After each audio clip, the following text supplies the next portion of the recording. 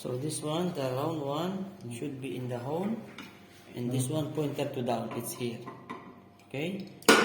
But the spring, press like this, and put this one in the hole. And then put this one. Second thing, again, I will press this one going to the hole, and this one pointer to the here.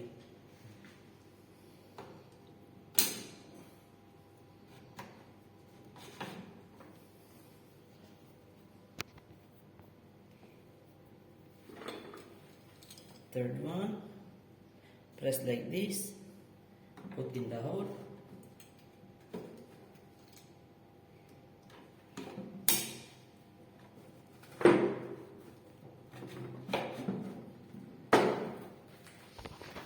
Make it sure that all spring in the upside position, okay? This one not going to inside. Okay, this is the correct. If this one going inside, repeat. So this one, we will put now the rubber. This is the rubber. So the round one, put it here, okay? Second one also same. This is the flat one, and this is the with the round one. So should be the round one inside. Insert to the hole. So this one is ready. So we will put now to the machine.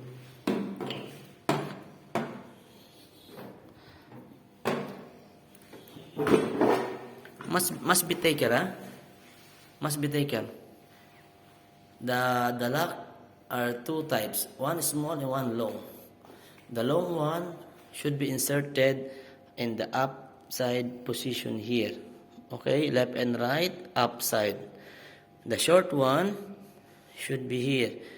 Bottom, this one. Left and right, bottom.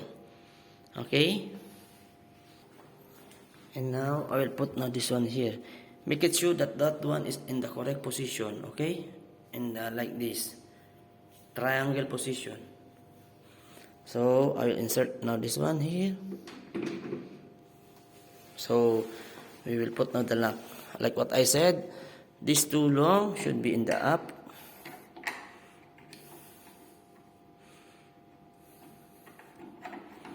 Don't lock direct, just little bit. The other side also.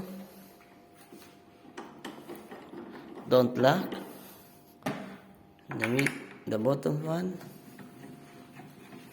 Don't lock. The other one. And then you need to start both sides, these two, at the same time.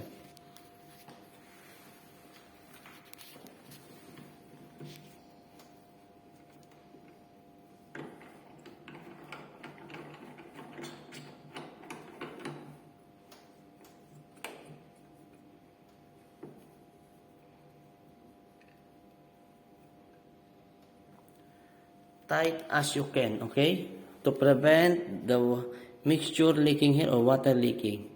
Okay? So once we assemble this one, we need to prepare now the mix. What flavor do you want?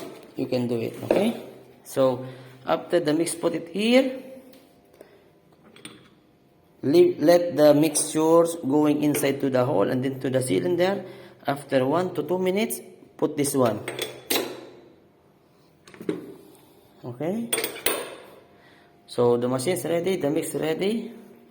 Put cover, and then start the machine. This is the on and off. So in this part, you can see here they have two controls.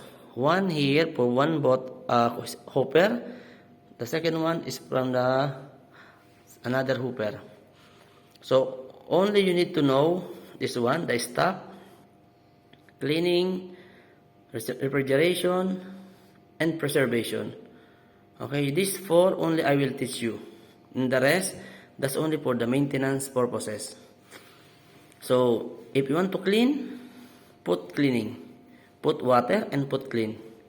If you want, now the machine is ready, you put the mixtures and then put refrigeration. Okay? Once you put the refrigeration, the compressor will run. The temperature here in the hopper and in the cylinder will be changed.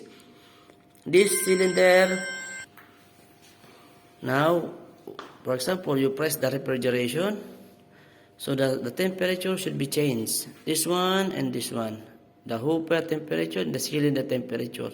The cylinder temperature, once it's running, should be this was coming negative 10 to negative 15. Okay, that's the ratio.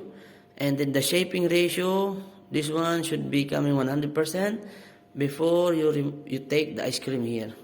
90 to 100% you can take the ice cream. But for the first, for the new mixture, make sure that's reaching the 100%. Take the ice cream, and then the second one, 95 to 100%, you can take the ice cream here continuously. Okay? So, for example, I put the refrigeration.